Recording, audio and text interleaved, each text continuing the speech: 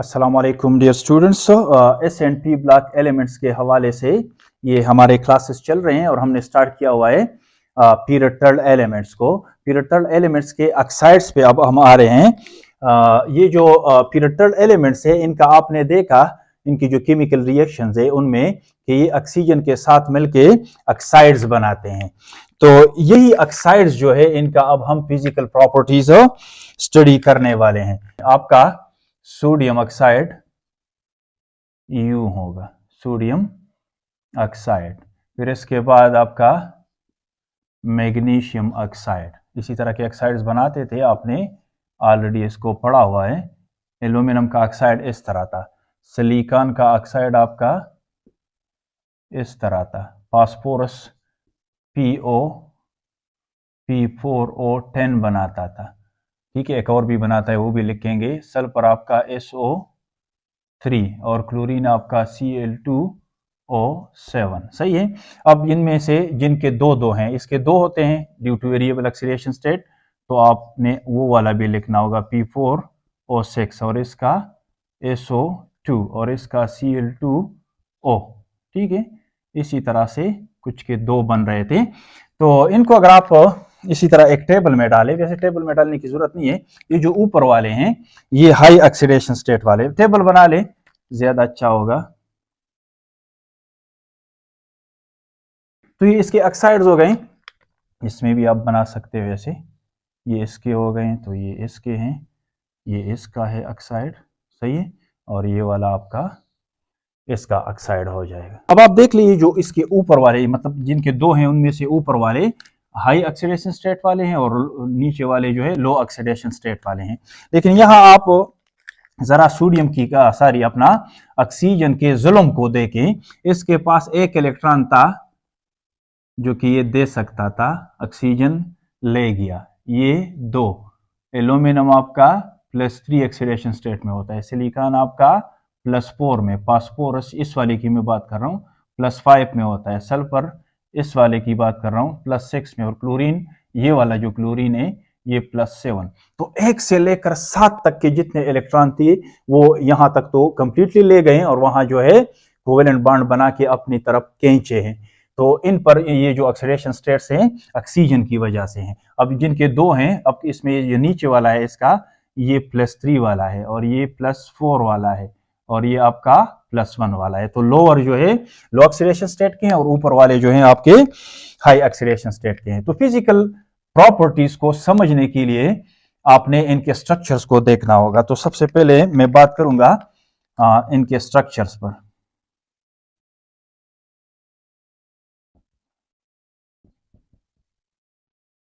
यूं इनके सामने इनके स्ट्रक्चर्स लिखते हैं। आपको पता है ये जो ऑक्साइड्स है हमारे यहां से लेकर यहां तक ये मेटल के ऑक्साइड्स हैं। सही है, और ये ऑक्साइड किस तरह होते हैं, ये जॉइंट मेटालिक आयनिक स्ट्रक्चर्स होते हैं, जॉइंट आयनिक स्ट्रक्चर्स होते हैं, बड़े बड़े, यानी ये मैं कहूं आपको कि ये पत्थर है इनके। सही है, ये वाला भी, ये तो रेत है, ये तो पत्थर है ही, लेकिन इसका कहानी थोड़ी सी डिफरेंट है। ये आपका नेटवर्क कोवेलेंट सॉलिड है, नेटवर्क कोवेलेंट स्ट्रक्चर है। बाकी ये वाले यहां से लेकर यहां तक ये आपके मॉलिक्यूलर सब्सटेंसेस, मॉलिक्यूलर कंपाउंड, यानी ये इंडिविजुअल मॉलिक्यूल्स आपस में लंडन डिस्पर्जन फोर्सेस के थ्रू। तो फोर्सेस का भी आप देख ले, फोर्सेस ऑफ अट्रैक्शन। यहां पर कौन से फोर्सेस ऑफ अट्रैक्शन है, यहां तो आयनिक बॉन्ड है, तो आप लिख ले इलेक्ट्रोस्टैटिक फोर्सेस ऑफ अट्रैक्शन लिख ले। यहां कौन से फोर्सेस हैं, इलेक्ट्रो, इसमें अगर कोवेलेंट बॉन्ड होता है लेकिन उसमें आयनिक कैरेक्टर बहुत ज्यादा होता है, इलेक्ट्रोस्टैटिक फोर्सेस। यहां पर कोवेलेंट बॉन्ड है, फोर्स कौन सा है, जिसने सारे ऑक्सीजन और सिलिकॉन को आपस में, यानी एक नेटवर्क ऑफ कोवेलेंट बॉन्ड्स बेचा हुआ है यहाँ पे।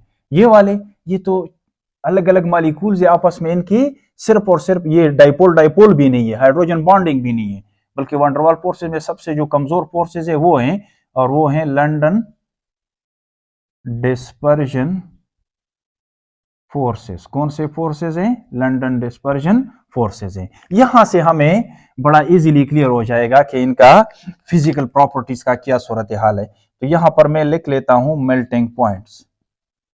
इनके मेल्टिंग पॉइंट्स को अगर आप देख लें तो फोर्सेस ऑफ अट्रैक्शन से आपको पता चलेगा, इनकी एग्जिस्टेंस से आपको पता चलेगा कि इनके मेल्टिंग पॉइंट्स क्या होने चाहिए। ये जो मेल्टिंग पॉइंट है इनके, ये हाई होंगे, सही है, ये वाला भी हाई है, लेकिन वो बहुत कम होंगे क्योंकि लंदन डिस्पर्जन फोर्सेस है। तो इनका आप तरतीब बना लें। मेल्टिंग पॉइंट सबसे ज्यादा किसका होगा इनमें से, सही है। तो यू जाते हुए आपका मेल्टिंग पॉइंट इंक्रीज होता है यहां तक, सही है, और इसका फिर इनसे थोड़ा सा कम होता है। तो मेल्टिंग पॉइंट आपका Al2O3 का ज्यादा होगा, फिर जो है आपका MgO का, और फिर उसके बाद आपका, बल्कि यू लिख लें, यू जाते हुए Na2O से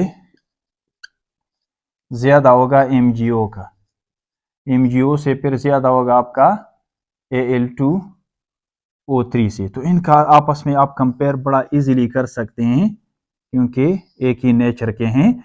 तो ये ज्यादा इसलिए है कि इस पे एल्यूमिनियम पे चार्ज डेंसिटी ज्यादा होती है, साइज इसका छोटा होता है। तो जो आयनिक बॉन्ड है इसका फिर, या जो मतलब इसमें जो आयनिक करेक्टर है बहुत ज्यादा है, ये तो वैसे है ही आयनिक ये वाले। तो इसी वजह से इसका मेल्टिंग पॉइंट क्या है, ज्यादा है, फिर इसका है, और लास्ट में यानी सबसे कम इनके बीच का सोडियम का होगा। इस वाले का भी ज्यादा होता है लेकिन इससे कम, सही है। आपका सिलिकॉन डाइऑक्साइड का ये अलग है, तो इसको आप वैसे इनके साथ कंपेयर कर सकते हैं क्योंकि कोवेलेंट को आयनिक के साथ कंपेयर करना इसमें कोई ज्यादती नहीं है, लेकिन इनको इसके साथ, अब इनका सबसे, ये वाले जो है इनके बहुत कम होंगे, लेकिन इनके बीच का अगर मैं बता दूं आपको, कोई आपसे पूछ ले कि किसका ज्यादा मेल्टिंग पॉइंट होगा, तो जो जितना बड़ा होगा उतना उसका मेल्टिंग पॉइंट ज्यादा होगा, क्योंकि लंदन डिस्पर्जन फोर्सेस किस चीज पर डिपेंड करते हैं, आपका फोर्सेस आप हो ये मॉलिक्यूल के साइज पे, सही है। तो इनमें से ऊपर वालों का आप देख ले, सबसे बड़ा ये है, तो P4O10 का ज्यादा होगा, फिर ये बड़ा है, तो इसके बाद फिर आपका Cl2O7, और उसके बाद जाके आपका SO3 का मेल्टिंग पॉइंट होगा।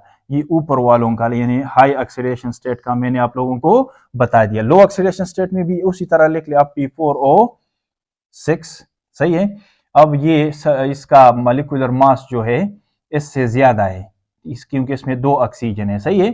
अगरचे हाँ इतना तो फर्क नहीं होगा, पर हाल ये आप चेक कर ले, वैसे मुझे लग रहा है कि इसका ज्यादा होगा, इस वाले का SO2 और फिर Cl2O, ठीक है।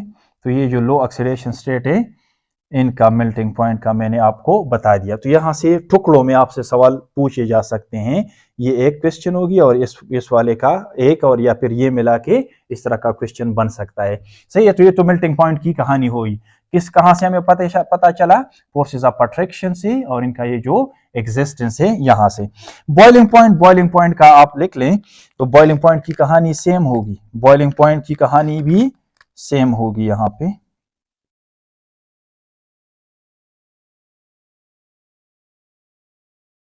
बॉइलिंग पॉइंट, सही, same is about, same is melting point, same is आपका मेल्टिंग पॉइंट। इलेक्ट्रिकल कंडक्टिविटी की तरफ आप आए, इलेक्ट्रिकल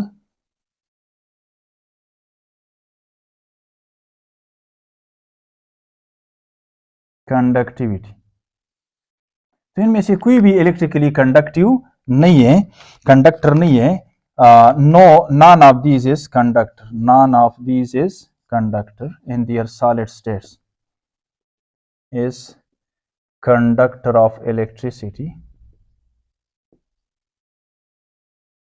However, अगर इनको आप फ्यूज फॉर्म यानी मोल्टन फॉर्म में ले या सोल्यूशन फॉर्म में ले तो फिर ये कंडक्टर्स है। हाउएवर ये वाले जो हैं, however they conduct electricity in, ये वाले, सिर्फ ये वाले, सही है, in molten or solution form, molten या फिर एक्वस सोल्यूशन फॉर्म, सही, इस फॉर्म में फिर ये कंडक्ट कर सकते हैं, क्योंकि मोबाइल आयंस आ जाएंगे इसका क्रिस्टल लेटिस जब आप तोड़ोगे, सही है, बाय हीटिंग या फिर by making an aqueous solution, तो फिर ये इनमें मोबाइल आयंस प्रोड्यूस हो सकते हैं और आपका इलेक्ट्रिसिटी एक जगह से दूसरी जगह ये पास कर सकते हैं। एज अ होल अगर आप देख लें तो बगैर सोल्यूशन या मोल्टन फॉर्म का अगर आप देख लें तो इनमें से कोई भी इलेक्ट्रिसिटी को कंडक्ट नहीं कर सकते। इनका फिजिकल स्टेट भी लिख सकते हैं, ये आपका सॉलिड है, सही है, अगर लंदन डिस्पर्जन फोर्सेस है लेकिन इसको सॉलिड बनाया हुआ, ये आपका गैस है, लेकिन ये उस तरह के सॉलिड्स नहीं, ये तो पत्थर है सारे, बहुत सख्त किस्म के सॉलिड्स हैं, ये सॉफ्ट सॉलिड्स होंगे, आपका ये लिक्विड होता है और ये भी आपका गैस होता है। तो यहां से आप अंदाजा लगा सकते हैं कि लंदन डिस्पर्जन फोर्सेस में मॉलिक्यूल का जो साइज होता है, नंबर ऑफ एटम्स और नंबर ऑफ इलेक्ट्रॉन्स होते हैं, वो कितना अच्छा रोल प्ले कर रहे हैं। तो ये तो बात हुई फिजिकल प्रॉपर्टीज का इनका। अब आते हैं एसिड बेस बिहेवियर पे बात करते हैं। ये जो यहाँ के ऑक्साइड्स है, मैं तो कहता हूं आप लोग इसको अच्छी तरह से नोट कर ले, फिर इन चीजों को मिटा के इसी में मैं आपको एसिड बेस बिहेवियर का जो ट्रेंड है और इसकी जो रिएक्शंस है वो इसी टेबल में कराऊंगा। फिजिकल प्रॉपर्टीज के बाद अब हम ये जो पीरियड थर्ड के ऑक्साइड्स हैं इनके एसिड बेस बिहेवियर को देखते हैं। तो इसमें आप ट्रेंड को जरा देख लें, तो इसमें ट्रेंड कुछ इस तरह है कि ये जो आपके हैं ये बेसिक होते हैं ऑक्साइड्स, ये ऑक्साइड भी बेसिक है, ये एम्पोटेरिक होता है। कैसे हमें पता चला, इसको हम कंफर्म करेंगे, सही है, ये एम्पोटेरिक है, ये आपका एम्पोटेरिक होता है, और यहां से यहां तक जितने भी हैं ये होते हैं एसिडिक इन नेचर। इनकी नेचर क्या है, ये एसिडिक होते हैं।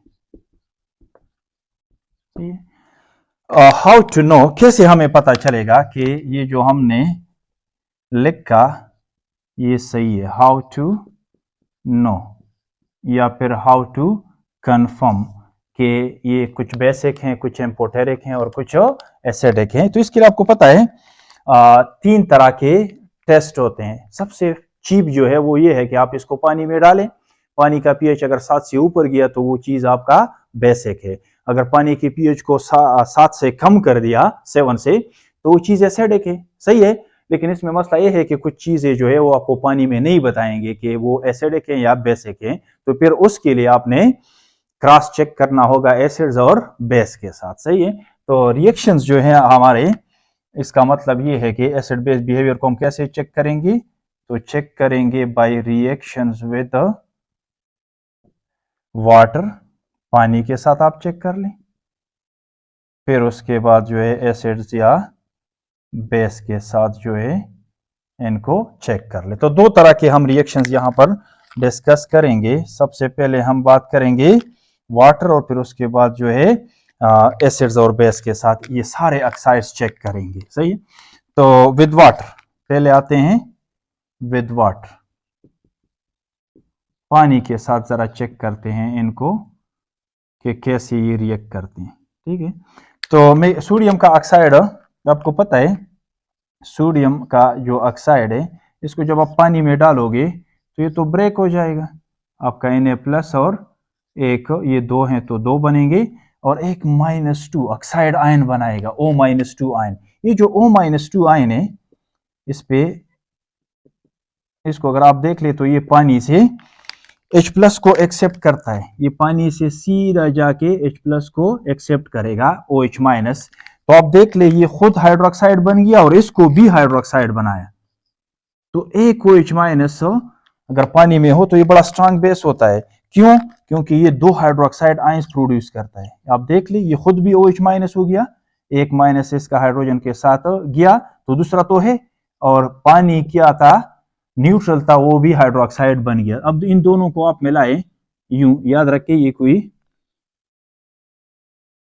रेडॉक्स रिएक्शन नहीं है, सही है, लेकिन इसको आप उस अंदाज में दिखा सकते हैं। कोई अगर आपसे पूछ ले कि ये इसमें से ऑक्सीडेशन कौन सा है और रिडक्शन कौन सा है, तो इस यहाँ पर कोई ऑक्सीडेशन रिडक्शन नहीं है, ये जस्ट पानी के साथ इसका रिएक्शन है, हाइड्रोलिसिस है। सही है, तो आप इन दोनों को मिलाएं। अब ये जो आपका ऑक्सीजन है ये तो कट जाएगा, उधर प्रोड्यूस इधर ट्रांसफॉर्म हो गया।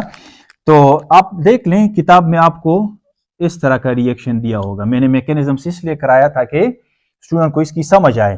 तो Na2O जो है ये एक पानी के साथ, ये तो चीज कट गई, ये और ये पानी मिलके क्या बनाया, किताब में 2NaOH लिखा, 2Na और ये 2OH माइनस, तो ये मिला के आप इसको 2NaOH लिख सकते हैं इस तरीके से। तो बुक में आपको रिएक्शन कुछ इस तरह देखेगा। तो ये वाला रिएक्शन डायरेक्टली आप लिख सकते हैं, वैसे समझने के लिए आपने इसको फिर मैकेनिज्म से समझना होगा। अब आते हैं, ये तो कहानी हुई सोडियम ऑक्साइड का। अब मैग्नीशियम का भी सेम स्टोरी है।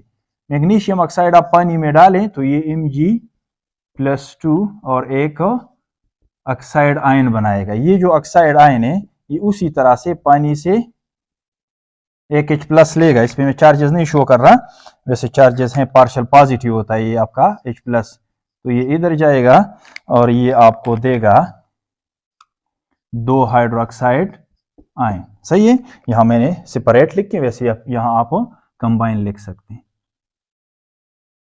ठीक है, अब ये चीज तो कट गई, ऑक्साइड आयन आपका उधर प्रोड्यूस, इधर जाके ये ट्रांसफॉर्म हो गया। तो दरअसल ये आपका MgO और प्लस एक H2O आपस में मिल गए और आपको मिला Mg। अब ये इस पे +2 चार्ज है तो ये ट्वाइस चाहिए, ये तो आप सबको पता है, तो इसका ये वाला चार्ज इधर आएगा MgOH2। तो इसी तरीके से आपका मैग्नीशियम हाइड्रोक्साइड। अब ये हमने ऊपर लिखा हुआ है कि ये भी बेसिक है और ये भी बेसिक है, तो हाँ पानी में पता चला, यहाँ पानी का जो pH होगा, pH आपका पानी का Na2O डालने के बाद 7 से इंक्रीज कर गया, क्यों कि इसमें बेस बन गया, तो ये बेसिक है। हाँ, यहां भी आपका pH पानी का क्या होगा, 7 से ऊपर होगा। तो ये दो तो कंफर्म हो गए पानी में। अब आते हैं एल्यूमिनियम ऑक्साइड की तरफ। तो याद रखिए आपका ये जो एल्यूमिनियम ऑक्साइड है Al2O3 और साथ साथ सिलिकॉन डाइऑक्साइड भी, ये पानी में आपको कुछ नहीं बताएगा कि ये एसिडिक है या फिर बेसिक है। ये पानी के साथ रिएक्ट नहीं करते हैं, इनका कोई रिएक्शन नहीं होता पानी के साथ, नो रिएक्शन। क्यों, इसकी वजह क्या है, इसकी वजह ये है बिकॉज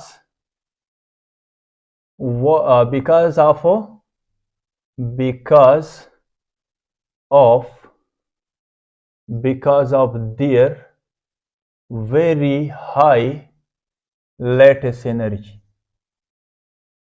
ये बड़े सख्त किस्म के पत्थर हैं, ये तो रेत है, ये तो पानी में हर वक्त पड़ा रहता है, लेकिन पानी को ना ये एसिडिक बनाता है और ना फिर बेसिक बनाता है। तो इसकी लैटिस एनर्जी बहुत ज्यादा है, यानी इसका मतलब ये हुआ कि water can not break their lattices, water can not break their lattices. इनके जो पंजरे होते हैं, लैटिसेस होते हैं, वो पानी के बस में नहीं है कि उसको तोड़े। अब ये एक चीज जो है डिजॉल्व नहीं हो रहा, तो रिएक्ट कैसे करेगा।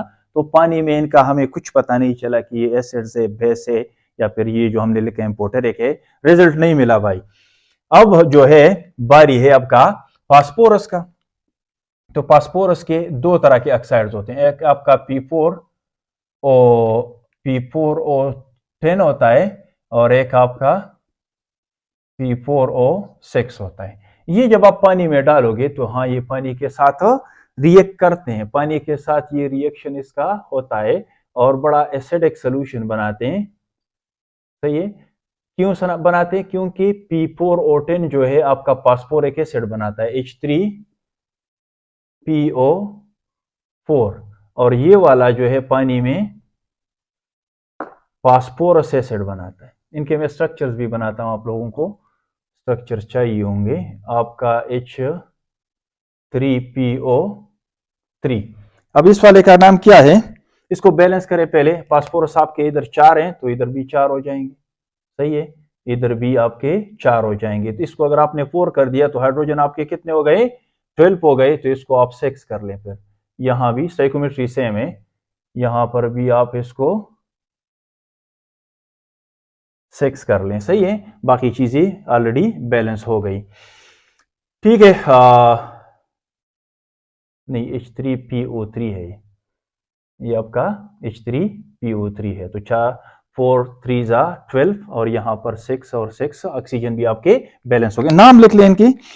इस वाले का जो नाम है इसको हम फास्फोरिक एसिड कहते हैं। क्या कहते हैं? Phosphoric acid. इस वाले को हम कहते हैं फास्फोरिक एसिड, और ये जो दूसरा है ये फास्फोरस एसिड है। ये है फास्फोरिक एसिड और ये है फास्फोरस एसिड। ठीक है, इनके स्ट्रक्चर्स लिख लें। ये फास्फोरिक एसिड इस तरह होता है, P आपका OH OH और OH। अब आप देख लें तो ये 3 OH में से 3 हाइड्रो ये आपका H+ दे सकते हैं। तो इसके 3 Ka होते हैं, Ka1 Ka2 और आपका Ka3, यानी ये ट्राई बेसिक एसिड है। ट्राई बेसिक एसिड हम उनको कहते हैं जो 3 बेस के साथ रिएक्शन कर सकते हैं, try basic acids, try basic acids acid है, सही है। और ये वाला जो है इसका स्ट्रक्चर इस तरह होता है, P double bond O OH, एक H यहाँ U अटैच होता है और एक आपका ये। तो इसके 2 Ka वैल्यूज हैं, एसिड डिसोसिएशन कांस्टेंट इसके 2 हैं। ये डाई बेसिक एसिड है, यानी ये 2 बेस के साथ रिएक्ट कर सकता है, 2 प्रोटॉन दे सकता है। डाई बेसिक 2 प्रोटॉन दे सकता है और ट्राई बेसिक 3 प्रोटॉन दे सकता है, सही है। अच्छा, इस रिएक्शन का मैकेनिज्म भी आप लोगों के जहन में आ रहा होगा, सर ने इतने अच्छे मैकेनिज्म कराएं तो इसका भी कराएं। इसका मैं नहीं करा था। इनके अगर आप स्ट्रक्चर्स देख लें तो ये बहुत बड़े बड़े स्ट्रक्चर्स है। अब सबको तोड़ना और पानी का उसके साथ रिएक्शन शो करना आप लोगों के लेवल के लिए थोड़ा सा एडवांस हो जाएगा। वैसे मैं इनके स्ट्रक्चर्स आपको बना के देता हूं। आपको पता है ये फास्फोरस और एक और फास्फोरस इस तरह यूं जो है ऑक्सीजन के साथ इसने बॉन्ड बनाया होता है, सही है।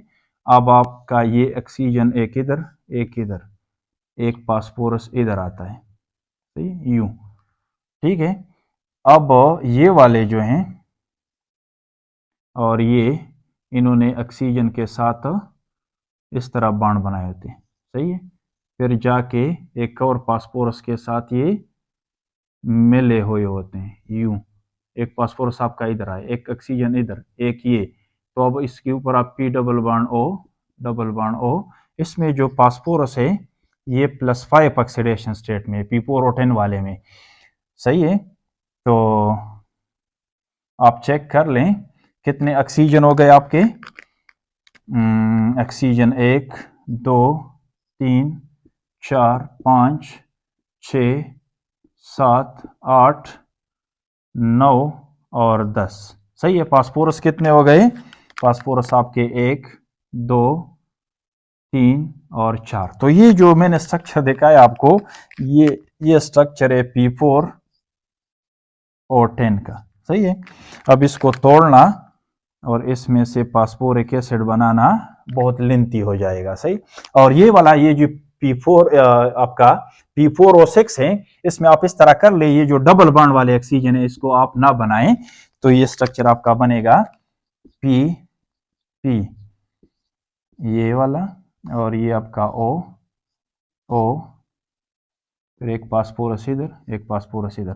यहां सिर्फ आप इतना कर लें कि ऑक्सीजन, यहाँ एक और फास्फोरस, फिर बीच में ऑक्सीजन और फिर ये। तो यहाँ कितने हो गए आपके ऑक्सीजन? 1 2 3 4 5 और 6। फास्फोरस कितने हो गए आपका? 1 2 3 और 4, सही है। तो ये है आप अपना P4O6 वाला, सही। तो इसी वजह से मैंने आप लोगों को मैकेनिज्म नहीं कराया है। बहुत बड़े स्ट्रक्चर है, इनको तोड़ना और इसमें से फिर ये वाले प्रोडक्ट्स बनाना बहुत लेंथी हो जाएगा। ठीक है, लेकिन आप इस तरह कर लें, इसको नोट कर सकते हैं। अच्छा, अब आते हैं फास्फोरस के बाद सल्फर की कहानी है। तो सल्फर आपको पता है, सल्फर भी दो तरह के ऑक्साइड्स बनाता है। एक आपका होता है SO2 और एक आपका होता है SO3। SO2 को आप पानी में डालें, इसका भी मैकेनिज्म बड़ा इजी होता है, और आप इसको भी पानी में डालें तो एक आपको देता है सल्फ्यूरस एसिड। ये क्या बनाता है? H2SO3, और ये वाला बनाता है H2SO4। इसको हम कहते हैं सल्फ्यूरस एसिड।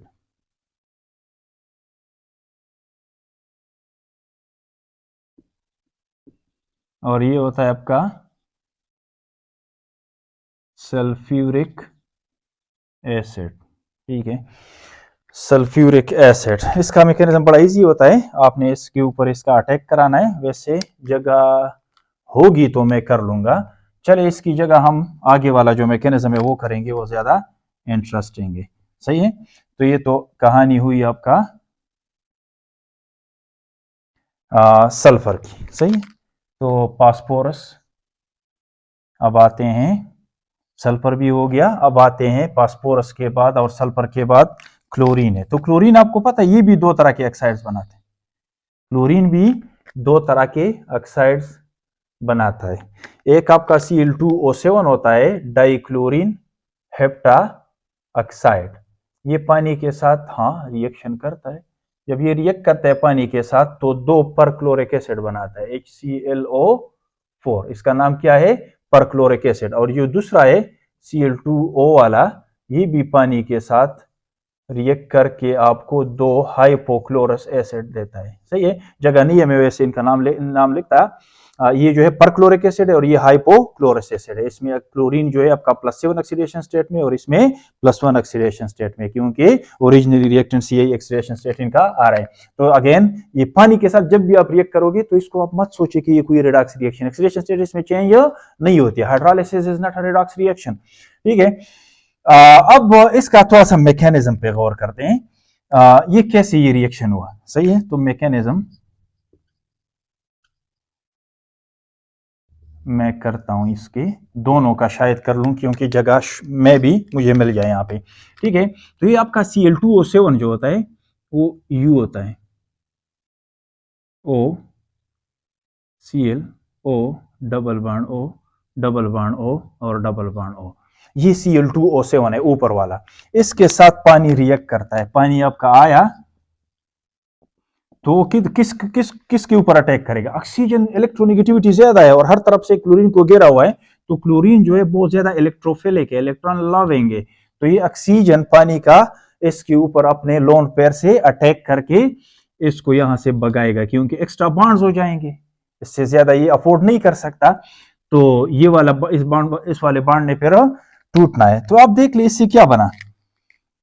ये वाला जो है आपका Cl double bond O double bond O, इस तरफ तो खैर कुछ नहीं है, तो ये आप यूं कर ले, क्योंकि यहां मैं पानी के लिए जगह बना रहा हूं। डबल बॉन्ड O, ये वाला मैंने यूं कर दिया। सही है, और यहां से आपका वाटर इसके साथ अटैच हुआ। वाटर जब भी थर्ड बॉन्ड बनाता है तो ऑक्सीजन के ऊपर हम प्लस चार्ज लिखते हैं। ये वाला इलेक्ट्रॉन इसके ऊपर आ गए तो ये नेगेटिवली चार्ज ऑक्सीजन इसके साथ आप शो करें। इसका ये वाला ऑक्सीजन अब नेगेटिवली चार्ज है, तो ये नेगेटिवली चार्ज ऑक्सीजन यहां से एक प्रोटॉन लेगा। इससे फायदा ये होगा कि इसका भी चार्ज खत्म हो जाएगा और ये भी। आप देख लें एज अ रिजल्ट आपको क्या मिला। Cl, इस वाले को आप बनाए double bond O double bond O double bond O, और इस इधर आपका एक OH बच गया। सही है, और इस वाले से क्या बना? Cl double bond O double bond O double bond O, और ये भी OH। तो आप देख लें ये HClO4 है, एक HClO4 और दूसरा HClO4। कितने बनते हैं? दो परक्लोरिक एसिड आपके बन गए। एक ये है आपका और एक आपका ये परक्लोरिक एसिड है। सही है, तो ये दो HClO4 इसी तरह से बन गए। इस वाले का मेरे पास अब जगह नहीं है, ये तो अगर ये आप कर लें तो ये वाला तो आप बिल्कुल इसका अटैक कराएं एक क्लोरीन पे। इसका स्ट्रक्चर कैसे होता है, ये वाला जो है आपका,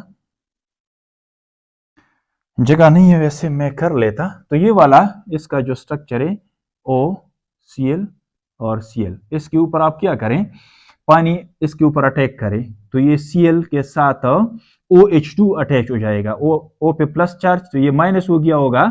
सही, मैं वैसे यहाँ पे आप लोगों को कुछ हिंट्स दे रहा हूँ, ये इस तरह यहां से आप आगे ले जा सकते, ये माइनस वाला वहां से H प्लस लेगा तो ये एक HOCl और दूसरा भी HOCl, इस वाले का मैकेनिज्म इसी तरीके से आप कर सकते हैं। ठीक है, तो मैंने पानी में चेक किया सारे जितने ऑक्साइड्स थे, सिर्फ दो का हमें पता नहीं चला, कौन से वाले, ये एल्यूमिनियम ऑक्साइड और सिलिकॉन वाला जो ऑक्साइड है।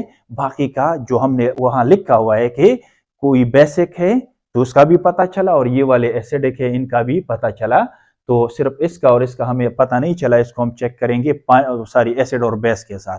तो इनको अगर चेक करना है तो सबको चेक करेंगे, सबको जब चेक करेंगे तो जिनका पता चला पानी में इनकी कंफर्मेशन हो जाएगी एसिड बेस के साथ कि वाकई जो हमने डिस्कवर किया ये सही है कि नहीं, और इन दो का तो हम पता कर लेंगे वहां पे कि इनकी नेचर क्या है।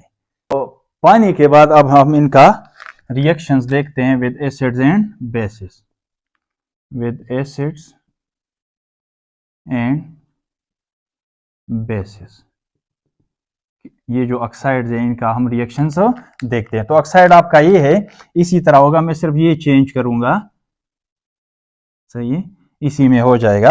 अब इसमें आप ये तो हमें पता चला पानी में कि ये बेसिक इन नेचर है, तो ये जब हम इसको चेक करेंगे तो एसिड के साथ चेक करेंगे, यहां हम HCl डाल रहे हैं इसमें, सही है, तो ये H प्लस पानी से अगर H प्लस ले सकता है तो इससे तो बड़ा क्विकली लेगा, क्योंकि ये ज्यादा स्ट्रांग एसिड है पानी से, वहां पानी बतौर एसिड काम कर रहा था इनके लिए। ये आपने 2 मोल्स यूज करना होगा, कितना, 2 मोल HCl, ताकि कंप्लीटली आप इसको इसके क्लोराइड आयन को भी प्रोड्यूस कर सकें। तो ये आप 2 मोल कर लें तो ये डबल हो जाएगा, एक कवर में से आप यू शो कर लें, ये डबल 2 टाइम्स होगा, सही है। तो आपके हाइड्रोक्साइड कितने बनेंगे, 2, और आपके Cl भी कितने बनेंगे, 2, सही है। तो हाइड्रोक्साइड नहीं, ये आपका H2O बन जाएगा। फिर ये क्या बनेगा, एक ऑक्सीजन ने 2 हाइड्रोजन लिए तो क्या बना, आपका H2O बनेगा इधर, सही है, H2O। तो अब आपने क्या किया, Na2O को 2 HCl के साथ मिलाया, किस चीज के साथ, 2 HCl के साथ आपने मिलाया। बुक में आपको ये रिएक्शन दिया होगा 2HCl, ठीक है। तो आपको क्या मिला, आपको मिला 2NaCl, ये 2Na और 2Cl माइनस आप मिला लें, 2NaCl और प्लस H2O मिला। तो ये एक टिपिकल आपका न्यूट्रलाइजेशन रिएक्शन हुआ। तो ये तो हमें पता है कि ये चीज क्या है, ये एसिडिक इन नेचर है। अब एसिड ने एक चीज के साथ रिएक्ट करके मुझे साल्ट और पानी दिया, तो दूसरी चीज क्या है, वो डेफिनेटली बेस है, सही है। तो ये हमने एसिड से कंफर्म किया कि हाँ Na2O क्या है, बेस है। सेम आप इधर कर लें, इधर भी आपने 2HCl को शो करना होगा, तो ये 2HCl है, सही है। तो ये रिएक्शन ट्वाइस होगा, एक HCl से एक माइनस इलेक्ट्रॉन लेगा तो दूसरा माइनस जो है दूसरे HCl से सॉरी प्रोटॉन लेगा, तो ये आपका 2Cl माइनस बन जाएंगे, एक H2O और 2Cl माइनस, इनको आप मिला लें तो यहां आपने क्या, MgO को 2HCl के साथ मिलाया, ठीक है, और ये आपका MgCl2 बन जाएगा, 2Cl और Mg+2 और प्लस वाटर, साल्ट और वाटर मिला। HCl तो बच्चों को भी पता होता है कि ये क्या होता है, एसिड है। तो एसिड ने एक चीज के साथ साल्ट और वाटर बनाया तो वो चीज आपका बेस होना चाहिए। तो इसी तरीके से एसिड्स के एक्रॉस हमने चेक किया तो कंफर्म हो गए कि हाँ ये और ये बेसिक है। अब आते हैं एल्यूमिनियम ऑक्साइड की तरफ। इसका जरा पूछते, इसने तो पानी में हमें कुछ नहीं बताया, यहाँ इससे पूछते हैं कि चले पहले एसिड के साथ चेक करते हैं। इसको थोड़ा सा एसिड दे देते हैं HCl, सही है। तो जब एसिड डाला इसमें हमने तो इसने साल्ट बनाया AlCl3 और प्लस पानी भी बनाया, जो कि एक टिपिकल न्यूट्रलाइजेशन रिएक्शन है। ये तो बच्चों को पहले इसको बैलेंस करें। ये आपका एल्यूमिनियम 2 है तो यहाँ आप 2 लिख लें पहले, सही है। ये जब आप 2 लिखते हैं तो क्लोराइड आपके 6 हो गए, तो यहाँ पर आप 6 लिख लें, सही है। बाकी चीज़ें खुद ब खुद बैलेंस हो गई। पानी आपका 3 यहाँ लिख लें तो 6 आपके हाइड्रोजन पूरे हो जाएंगे इस तरीके से। अच्छा, ये तो सबको पता है कि ये एसिड है। ये क्या चीज़ है? एसिड। और इसने साल्ट और वाटर एक चीज के साथ बनाया, तो भाई आपका एल्यूमिनियम ऑक्साइड ने एसिड के सामने तो कहा कि मैं बेस हूं। अब इसका पानी में तो मुझे पता नहीं चला था कि ये एसिड है कि बेस है। यहां से पता चला कि ये बेस है क्योंकि एसिड के सामने लाया मैंने। मैं जरा चेक करता हूं इसको बेस के सामने लाके कि उसके उसके बारे में वो क्या कहता है। अगर इसने रिएक्ट नहीं किया तो ये फिर एसिड है के, सही है, बेस है के। बेस के साथ अगर रिएक्ट नहीं किया, एसिड के साथ तो ऑलरेडी इसने किया, लेकिन अगर बेस के साथ भी इसने रिएक्शन किया तो फिर ये एम्पोटेरिक नेचर का होगा। देखते हैं कि क्या होता है। Al2O3, इसमें जब हमने बेस को डाला, सही, ठीक है, तो हमें ये कंपाउंड मिला। एक कॉम्प्लेक्स इसने आयन बनाया इस तरह का Na2Al होल 4। ये सोडियम एल्यूमिनेट कहलाता है जनरली। वैसे इसका अपना एक नाम according to the IUPAC rule आप बना सकते हैं। सोडियम, ये अगले वाले चैप्टर में पढ़ेंगे डिटेल में। हेक्सा नहीं, टेट्रा 4 है। सोडियम टेट्रा हाइड्रोक्साइड को हाइड्रोक्सो बोलते हैं according to the rule. Tetra hydroxo aluminium, और इसके बाद फिर इसका ऑक्सीडेशन स्टेट रोमन में सामने लिखते हैं। तो इसके अपने रूल्स हैं, अगले वाले चैप्टर में पढ़ेंगे इसको। ये कॉम्प्लेक्स साल्ट मुझे मिल गया। अब इसमें आप देख लें, इसमें आपने ये बाकी की चीजें पानी से पूरा करना होगी। यहाँ पर 3H2O आपका यूज हुआ है। ये कुछ स्टूडेंट इसमें कंफ्यूज हो जाते हैं कि सर ऊपर में आपने H2O नहीं लिखा और नीचे वाले में H2O लिखा, तो वहां भी HCl आपका गैस है। और लेबोरेटरी में आप जाके देख ले तो HCl बॉटल में भरा होता है पानी की शक्ल में, मतलब एक लिक्विड फॉर्म में। वो असल में HCl गैस को डिजोल्व किया होता है पानी में। और NaOH को भी जब आप यूज करते हैं तो इसका पानी में सोल्यूशन बना के आपने यूज करना होगा। तो सॉलिड होता है, छोटे छोटे पैलेट्स में आता है। तो वहां भी पानी है, यहाँ भी पानी है, लेकिन यहाँ पानी यूटिलाइज हो रहा है, रिएक्शन में पार्टिसिपेट कर रहा है, वहां नहीं कर रहा है, इसलिए हम शो नहीं कर रहे हैं। तो इसका तो अब ये 2 हैं, तो इसको आप क्या कर लें, 2 कर लें। ये जो कॉम्प्लेक्स साल्ट फॉर्मेशन है, ये तो पानी और इसकी वजह से तो नहीं हुआ। यहाँ पानी, इसको पानी में डाले तो ये तो बेसिक सोल्यूशन बना देता है। ये थर्ड जो चीज है इसमें कोई कमाल है। तो ये तो हमारा सबको पता है कि ये बेस है। ये क्या है? बेस है, सही है। और ये अगर पानी में डाले तो बेसिक सोल्यूशन मिलेगा। लेकिन यहाँ आपको एक कॉम्प्लेक्स साल्ट मिल गया जो कि बी एसिड बेस रिएक्शन है, तो इसका ये मतलब हुआ है कि ये आपका एसिड है। तो जो हमारा एल्यूमिनियम ऑक्साइड है, इसने एसिड के सामने आके कहा कि मैं बेस हूं, बेस के सामने आके कहा कि मैं एसिड हूं। इस तरह के ऑक्साइड्स को या इस तरह के कंपाउंड्स को हम क्या कहते हैं? एम्पोटेरिक कहते हैं। तो ये जो हमने लिखा हुआ है यहाँ पे कि ये एम्पोटेरिक है, ये यहाँ से हमें पता चला था जब हमने एसिड और बेस के साथ, दोनों के साथ इसका रिएक्शन किया। ठीक है, अब नेक्स्ट जो हमारा टारगेट है वो क्या है? वो है अपना फास्फोरस के ऑक्साइड्स। ठीक है, तो ये तो हमें पता है, पानी में इसने कहा कि मैं एसिड हूं क्योंकि इसने एसिड बनाए। P4O6 होता है और एक आपका P4O10 होता है। इसमें अगर आप NaOH को डालें तो ये NaOH के सामने भी कहता है कि हाँ मैं एसिड हूं। कैसे? ये साल्ट्स बनाता है। ठीक है, इसका कौन सा साल्ट बनेगा आपका? Na3PO3, इसको सोडियम फास्फाइड कहते हैं, और ये बनाएगा आपका Na3PO4। ठीक है, और साथ साथ पानी भी बनाएगा, H2O और H2O। ठीक है, पहले बैलेंस करें। आपका फास्फोरस 4 हैं तो इधर तो आप 4 लिख लें, इसके साथ भी आप 4 लिख लें, बाकी चीजें आप कर लें। हाइड्रोजन आपके कितने हो गए? यहाँ पर हाइड्रोजन आपके, हाइड्रोजन नहीं, ऑक्सीजन का आप देख लें। ऑक्सीजन आपके कितने हैं? 6। यहाँ पर 12 हो गए, 12 और हाइड्रोजन इस तरह। तो आप देख लें सोडियम आपका 3 है, यहाँ पे 4 3 4 3 जा 12। तो पहले आप इसको कर लें, बाकी चीजें खुद ब खुद हो जाएगी बैलेंस। ठीक है, आप चेक कर ले तो बाकी चीजें बैलेंस हो गई होगी। इसको कहते हैं सोडियम फास्फाइड। ये है आपका सोडियम फास्फाइड और ये है सोडियम फॉस्फेट। ठीक है, तो इन दोनों के भी रिएक्शंस हो गए, हमें कंफर्म हो गया कि हाँ ये एसिडिक इन नेचर है, क्योंकि ये चीज बेस है, बेस बेस।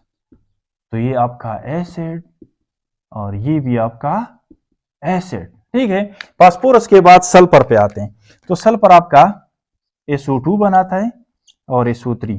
ये इसके दो तरह के ऑक्साइड्स होते हैं, जल्दी जल्दी कर लें। सही है, तो पानी इसके साथ मिला, इसके साथ भी पानी मिला लें। तो पानी में, सॉरी पानी नहीं, अब NaOH की हम बात कर रहे हैं।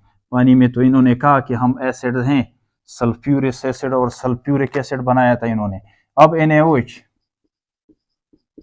और इसके साथ भी NaOH मिला लें, तो ये जो बनाता है आपका सोडियम सल्फाइड बनाता है और प्लस वाटर, और इसने बनाया सोडियम सल्फेट और प्लस वाटर। ठीक है, तो अब ये दो हैं तो इसको आप 2 कर ले, इसमें भी 2 Na है तो इसको भी आप 2 कर लें।